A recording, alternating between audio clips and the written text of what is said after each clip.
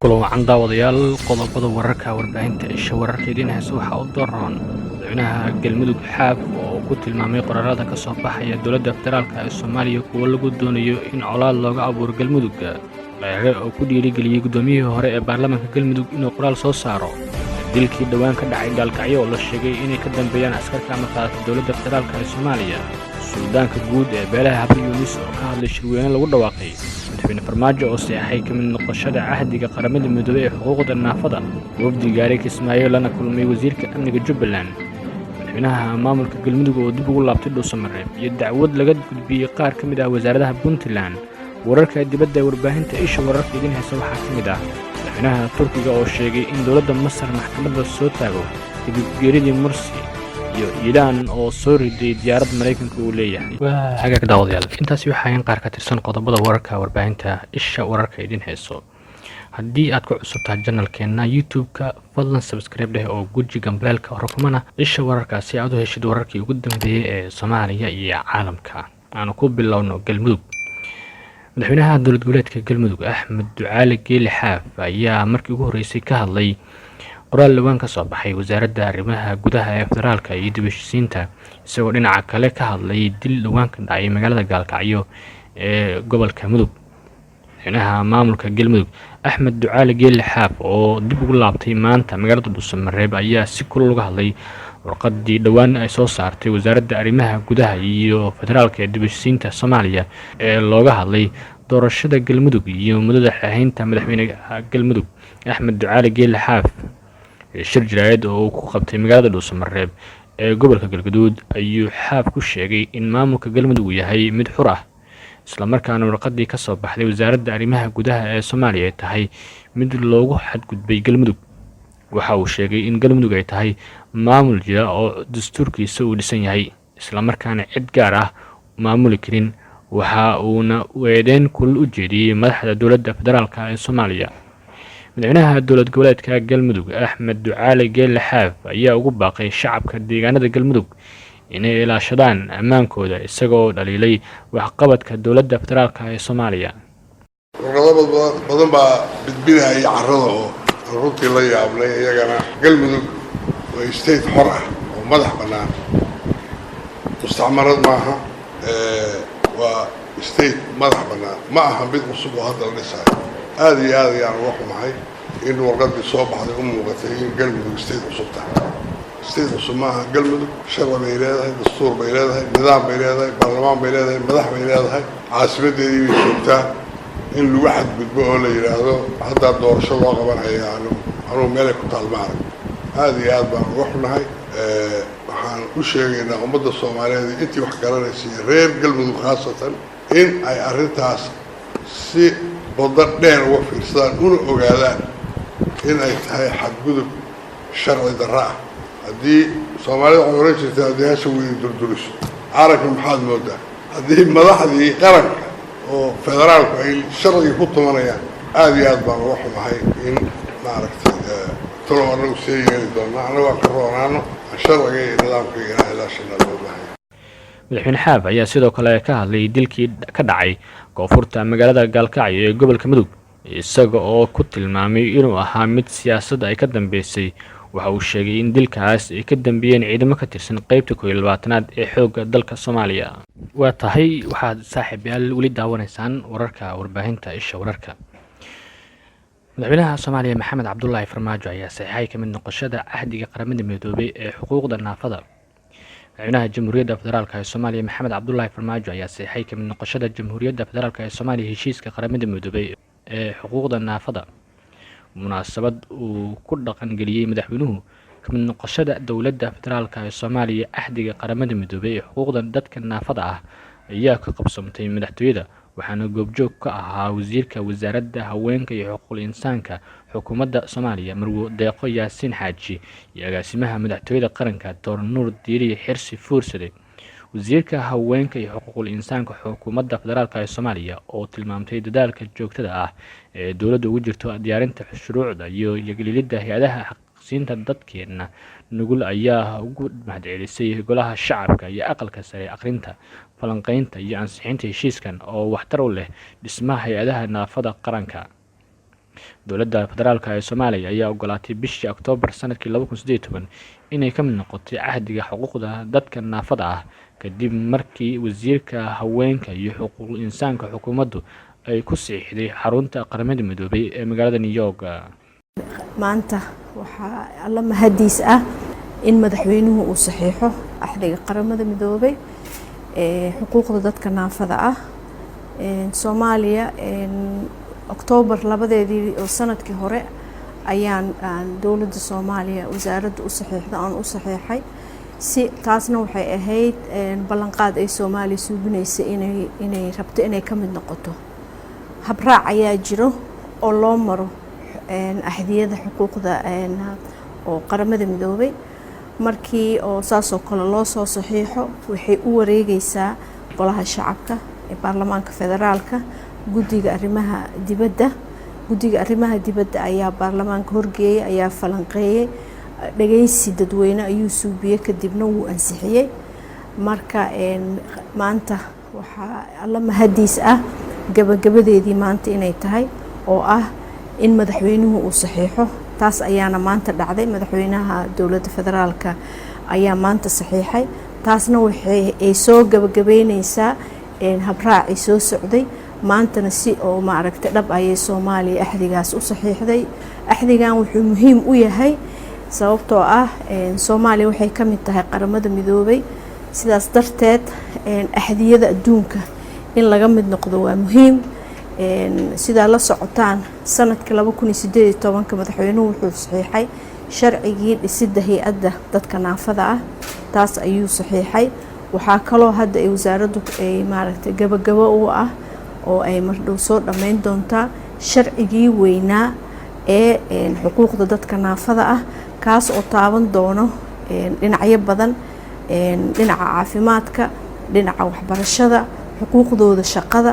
marka waxay noqonaysaa sharci weyn oo arrimahaas oo dhan maaragtay ka shaqeeya taasna way soo dhamaan doontaa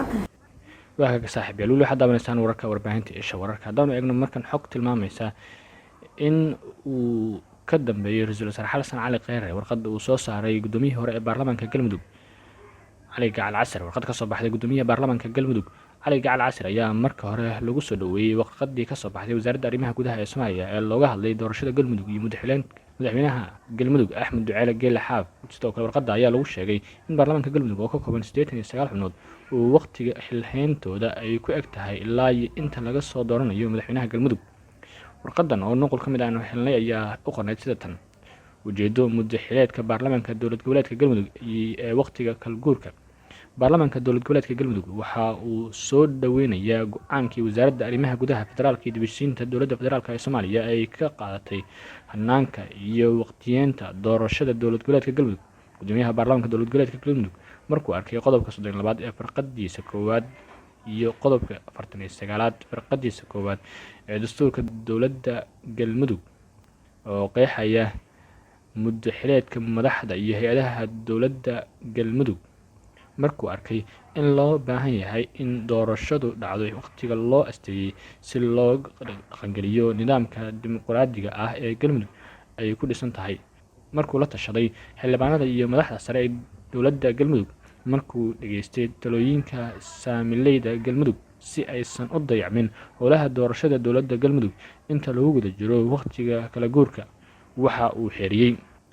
in baarlamaanka dowladda Galmudug ee ka kooban 89 xubnood uu sii shaqeeyo inta laga dooranayo baarlamaanka cusub heerkan waxa uu dhaqan galayaa marka uu saxiixo gudoomiyaha baarlamaanka dowlad goboleedka Galmudug Cali Gacal Casir dacwada laga gudbiyay qaar ka mid ah wasaaradaha Puntland wasiirka wasaaradda maaliyadda ee dowlad goboleedka Puntland Xasan Shire Abgal ayaa shaaca ka qaaday in wasaaraddiisa ay dacwad ka gudbisay qaar ka mid ah wasaaradaha Puntland iyadaha madaxa bannaan ee ka howlgala deegaanada maamulkaas sababta ayuu ku sheegay in wasiirka wasaaradda maaliyadda dowlad goboleedka Puntland inay bixin waayeen canshuurtii ku waajibtay waxaana uu sheegay in dacwadaas loo gudbiyay xiriirinta hanti dhowrka guud iyo madaxtooyada Puntland sidoo kale ayaa wasiirka waxa uu ku hanjabay in uu dacwad ka gudbin doono wasaaradaha kale iyadaha madaxa bannaan ee aan weli bixin canshuurta isaga oo faray inay si degdeg ah ku bixiyaan canshuurta isla markaana ay jirto wasaaradaha qaarkood oo laga joojiyay lacagihii la siin jiray in la helo canshuuraha ku waajibay wasaaradaha akoomadooda lacagaha ku soo dhaca in la helo baa laga wada hadlay ciddii laga waayana ay noqonayso in la dacweeyo oo horeyba laga dacweeyo oo la yidhaahdo wasaaraddaasi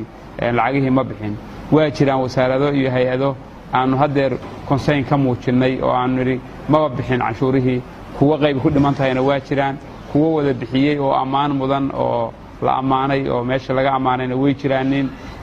waxaan go'aaminay in bil walba 19 bisha la isugu yeero agaasimayaasha guud iyo agaasimayaasha maamulka oo maxaa ka hagaagay lacagihii canshuuraha oo la rabay waxa kaloo la cadeeyay hay-addii lacagaha ku dhiman laga waayo hadda hay-adaha qayb aan lacagahoodii ka joojinay waxa hay-addii laga waayo lacagaha ku dhiman in aan gudbino annagu ma xukunno oo shaqaalaha aan action ka qaadi karno ma aha laakiin hantidhowrka guud xeraaliyaha guud madaxtooyada intaasaan waxaan u gudbinaynaa hay-addaas in laga waayey canshuurtii dowladda hadalkan ayuu ka sheegay kulan wasaaradda maaliyadda dowlad goboleedka galmudug looga hadlayay kor u qaadidda canshuuraha oo garowga lagu qabtay kaas oo ka qayb galeen in badan oo agaasimayaasha wasaaradaha puntland ka tirsan waa tahay weli waxaad daawanaysaan wararka warbaahinta isha wararka fadlan rukumo oo subscribe dheh oo guddiga baleelka oo hamoogaan in saaxiibadaada share u tirahdid kana bixisto faallada aragtidaada ku aadan wararka aanu soo gelino bartan youtube-ka suldaanka guud ee beelaha habar yunis ayaa ka hadlay shirweynaha lagu dhawaaqay suldaanka guud ee beelaha habar yunis suldaan maxamed suldaan xirsi qani ayaa ka hadlay shir uu dhowaan ku dhawaaqay boqor buurmadow oo ka mid ah madax dhaqameedka reer somalilan suldaan maxamed ayaa sheegay in shirkaasi ay qabsanayaan beeshooda iyo beesha bariga burco kaasi oo ka dhawaajiyey in uu boqor buurmadow keligii uusan wadin abaabulka shirkaasi suldaanka ayaa sidoo kale waxa uu sheegay in shirkaasi uu soo jeediyey suldaan maxamuud guleed suldaanka ayaa sidoo kale waxa uu sheegay in shirkaasi uu u soo jeediyey suldaan maxamuud guleed ayna ka aqbaleen oo ay ku jiraan qabanqaabadiisa waxa uuna yidhi shirkaasi waxa uu ka dhashay bishii 7 ee sanadkii 2018 maalintii loo amabaxayay nabadaynta ceel afweyn rag badan oo labada beelood ah oo aad u tiro badan oo madax dhaqameed ah iyo siyaasiyiin iyo cid walba leh ayaanu ku kulannay hodheelka la yidhaahdo ambassador suldaan maxamuud guleed alle kheyr ha siiye oo ka soo jeeda beesha habar jeclo ayaa soo jeediyey beesha garxajis ilaa 120 rag ah ayaanu halkaasi ku joognay waanu soo dhoweynay waana ka mahad celinay waxaanay odayga iyo raggii la socday ay yidhaahdeen gogoshana naga ayaa dhignay aad ayaanu u aqbalnay sidaas ayuu shirkani ku dhashay mana aha mid buurmadow ku dhashay mana ahan mid cid lagu xumeynayo toona ma aha mid cidna lagu soo dhoweynayo cidna lagu fogeynayo wuxuuna intaasi ku daray waxaanu rajaynaynaa inuu midho wanaagsan u dhalo oo ummaddu isu soo dhoweeyo shirkaasi laguna walaaloobo guud ahaanba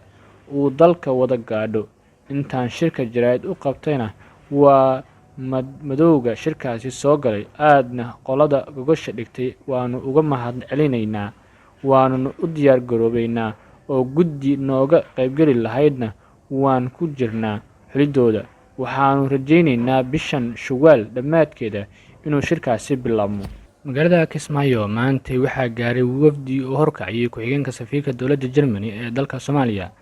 wasiirka wasaaradda amniga ee dowlad goboleedka Jubbaland Cabdirashiid Xasan Cabdi Nuur Janan ayaa maanta kulan la qaatay ku-xigeenka safiirka dowladda Germany ee dalka Soomaaliya oo gaaray magaalada Kismaayo kulanka labada mas'uul intii uu socday waxaa looga hadlay kaalmada dowladda Germany ay ka wado deegaanada Jubbaland sidii ay u noqon lahayd mid miradhal gaar ahaan gacansiinta dhismaha ciidamada booliiska iyo xarumahooda oo ay ka kaalmayso dowladda Germany dowladda goboleedka Jubbaland dowladda Germany ayaa kaalmo dhaqaale ku bixisay xarumaha lagu dhaqan celiyo dhalinyarada ka soo baxda al-shabaab ee ku yaala gudaha magaalada Kismaayo ee gobolka Jubbada Hoose wasiirka wasaaradda amniga ee dowlad goboleedka Jubbaland Cabdirashiid Xasan Cabdi Nuur Janan ayaa ugu mahad celiyay dowladda Germany sida hufan ay gacanta ugu hayso dadaalada dib loogu soo dhisayo ciidamada booliiska ee dowlad goboleedka Jubbaland halka warkaas daawadayaal uu xilligan idinkaga imaanayo waa warbaahinta isha wararka markana wararka dibadda madaxweynaha dalka Turkiga Recep Tayyip Erdogan ayaa ku baaqay in maxkamad caalami ah la soo taago dowladda Masar geeridii madaxweynihii hore ee dalka Masar Maxamed Mursi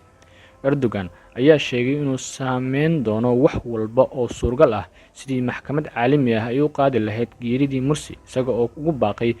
ururweynaha Islaamka inuu qaado tallaabo. hogaamiyaha dalka Turkiga Erdogan ayaa ku tilmaamay Mursi inuu yahay shahiid, isaga oo xusay inuusan aaminsanayn in Mursi uu dhintay si caadi ah. Erdogan ayaa taageeray dowladdii Mursi oo muddo gaaban shaqeynaysay, waxayna taageerayaal iyo qaar ka mid ah xubnaha xisbiga Ikhwaanul Muslimiinta ay u carareen dalka Turkiga kadib markii laga mamnuucay dalka Masar. sidoo kale Erdogan ayaa sheegay in arinta Mursi uu ku soo qaadi doono shirweynaha madaxda G20 ee dhamaadka bishan ka dhici doona dalka Japan. ugu dambeyntiina Iran ayaa soo riday diyaarad Mareykanka uu leeyahay. ciidamada ilaalada kacaanka Iran ayaa maanta sheegay inay soo rideen diyaarad drone oo basaas ah oo Mareykanka uu leeyahay, taas oo sida ay sheegeen ku soo gudubtay hawada dalkaasi meel ku dhow marinka Hormuz. diyaaradda basaaska RQ xariijin 4 Global Hawk ee Mareykanka ayaa waxaa lagu dhuftay gantaal markii ay ku soo xadgudubtay hawada Iran ee dusha biyaha gobolka Hormuzgan, ayaa lagu yiri bayaan ka soo baxay ilaalada kacaanka. sargaal Mareykan ah ayaa sheegay in diyaaradda la soo riday ay tahay nooca MQ xariijin 4C Triton, hase yeeshee ay ku duuleysay hawada caalamiga ee marinka Hormuz. dhacdadan ayaa timid xilli uu aad u sii kordhayo isnaceybka u dhexeeya Mareykanka iyo Iran kadib mowjado weerar ah oo 2 mar lagu qaaday maraakiib marayay biyaha kacaanka. dowladda Mareykanka ayaa Iran ku eedeysay inay ka dambeysay weeraradaas, waxayna soo bandhigtay sawirro ay sheegtay inay taas caddeyn u yihiin. Tehran waa ay beenisay inay wax lug ah ku lahayd weerarada, waxayna tusmeysay in laga yaabo in Washington ay ka dambeysay weerarada si ay qiil ugu raadsato weerar ay ku qaado Iran. warkii oo daawadayaal xilligan idinkaga imaanayay warbaahinta Isha Wararka wanaagta. fadlan subscribe dheh oo guji gambaleelka si aad u heshid wararkii ugu dambeeyay ee Soomaaliya iyo caalamka. tan iyo kulankan kan xiga qayrtana daawanaysay waxaan idinkaga tegaynaa sidaas iyo nabadgelyo.